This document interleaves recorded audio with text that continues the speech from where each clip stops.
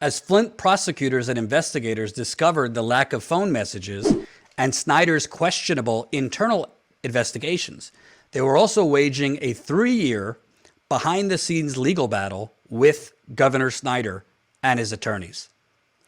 So we're about to go, we're talking 4 or 5 years ago, but it's very relevant. On June 10th, 2016, Snyder was served with an investigative subpoena, documents obtained by The Intercept show. The subpoena sought documents and communications that the governor and his top officials had about Flint water dating back to when the governor entered office in 2011 through June 2016. Soon after, Snyder's lawyer responded with 29 objections, documents obtained by The Intercept show, with Snyder's lawyer pointing out to the heavily redacted 117,000 pages of, quote, responsive documents that Snyder had already made public. So what they're talking about there, Snyder had released to the public thousands of documents. The only problem was a huge percentage of them were heavily redacted and, blacked out. And significant portion of them really didn't involve the Flint water situation at all.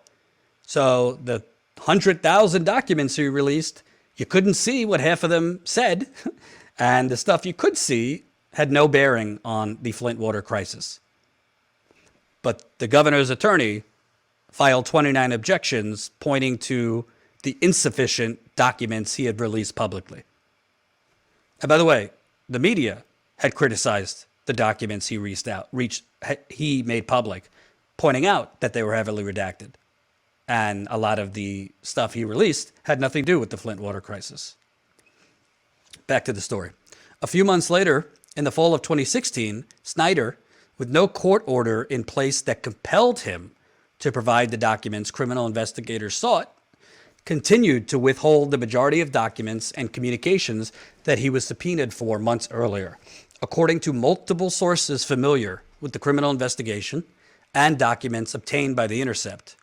With Snyder and his attorney stonewalling, Special Prosecutor Todd Flood pushed the Attorney General. There's his picture. The Attorney General is Bill Schuette. Pushed the Attorney General to execute a search warrant on the governor's office. Multiple sources familiar with the investigation told The Intercept. But Schuette, a Republican who would go on to announce a run for governor to succeed the term-limited Snyder in 2017, denied the request. So, let me read. Flood's hands were tied. Schuette said you cannot execute a search warrant on the governor. A source familiar with the matter told The Intercept, adding that Schuette said the criminal team had to route all requests for documents through Snyder's lawyer. Quote, they weren't giving things, they weren't honoring subpoenas, the source told the Intercept. Moreover, the documents the Snyder and state departments under him were providing to investigators were missing crucial metadata, multiple sources told The Intercept, including the full length and sequence of email chains, which state officials were copied and blind copied on emails, and who the emails might have been forwarded to. It's the, quote, documents DNA, a source told The Intercept. Essentially, Snyder was sending screenshots of emails to prosecutors. Colin, come back to me. So, To be clear, the governor of Michigan was refusing to hand over the daily briefings he got as governor, which were huge packets. There presumably might have been things in there about Flint, about the water, about things that he claimed he didn't know about till 2016, things about the Legionnaire's disease. We don't know what he was told because he would not give criminal prosecutors his daily briefings. The ones he did give over were from periods that they were not relevant, really, to the water crisis. That should sound a huge alarm in the Attorney General's office. He also wouldn't give over briefings that were from the Environmental Department. He wouldn't give over Flint conference calls and the notes from those. There was a whole treasure trove of things he would not hand over.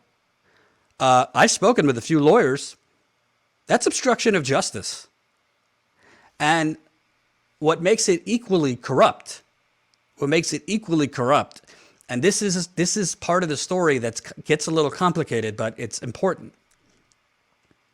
Normally, in a criminal investigation of this scope, when you're investigating governors and government officials, you wouldn't be obtaining documents, cell phones.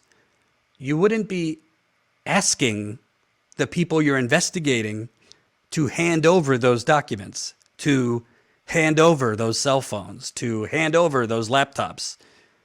You would issue search warrant. First, you would subpoena them, and if they didn't cooperate, you'd seize them through a search warrant. That's just like you don't have to go to criminal justice school.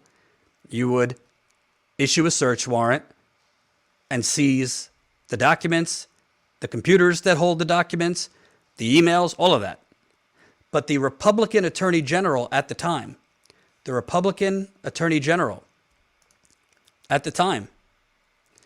well, he had a little conflict of interest, didn't he? Because the special prosecutor that he appointed to run the Flint water investigation was supposed to be independent from the Attorney General. Think Robert Mueller was supposed to be independent from Bill Barr and have free reign to do what he wanted. But I know from many, many sources that was not the case. So the special prosecutor basically had to get it approved to go to the bathroom, much less to issue search warrants and all that. And the Republican Attorney General denied him and said, you have to go through the governor's attorney. Well, I don't know. Do you think it's relevant that the Republican Attorney General was running for governor to replace Rick Snyder, who couldn't run again? His term was coming up. Do you think it's relevant that the Republican governor, who would need Republicans to give him money, the usual corrupt donors to give him money, you think it's relevant that he was running to replace Rick Snyder and might not want to go crazy hard on Rick Snyder? Bill Schuette, the Republican Attorney General, did not respond to our request for comment. So essentially, what my source was saying is the special prosecutor, his hands were tied. He could not get certain things because his boss, the Attorney General, would not allow it. And he was at the mercy of the Attorney General. So they did the best they could without getting that information. And this, by the way, the Republican Attorney General, by allowing Rick Snyder and his attorneys to delay, to stonewall, from what I've been told by certain lawyers, obstruct justice, this delayed justice for years. And then you had the new Attorney General who came in, Dana Nessel, who decided to just clean house, fire the special prosecutor, fire the chief investigator, fire most of their team, and claim they didn't properly seek evidence or they didn't properly get all the evidence. Well, I don't really give a shit. I don't really know any of these people, the special prosecutor, the chief investigator, so I'm not defending them. But how are they supposed to get the evidence if your predecessor, talking about the current Attorney General, your predecessor put them in handcuffs and wouldn't allow them to get most of the evidence? By the way, I just told you, the governor was sending prosecutors documents and emails that had no actual metadata. Metadata meaning who first sent the email, who was it sent to, who was copied on the emails, who was blind copied on the emails, what recipient of the email then forwarded the email, who they forwarded it to. That's called metadata. The only things prosecutors were getting was just literally images of the email. Well, it's kind of important because you're investigating basically a digital crime. You're going to know who did what when through emails and documents.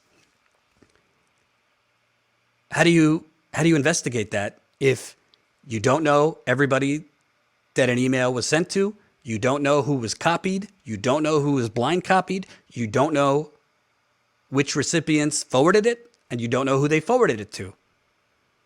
This is blatant cover-up. And the Attorney General, the Republican Attorney General, allowed it to go on.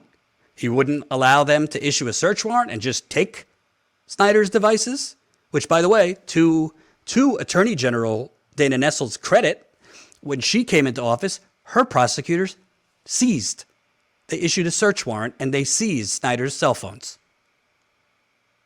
That should have been done 3 years prior, but it wasn't because of a Republican Attorney General who was more interested in his political ambitions than justice for a poisoned community.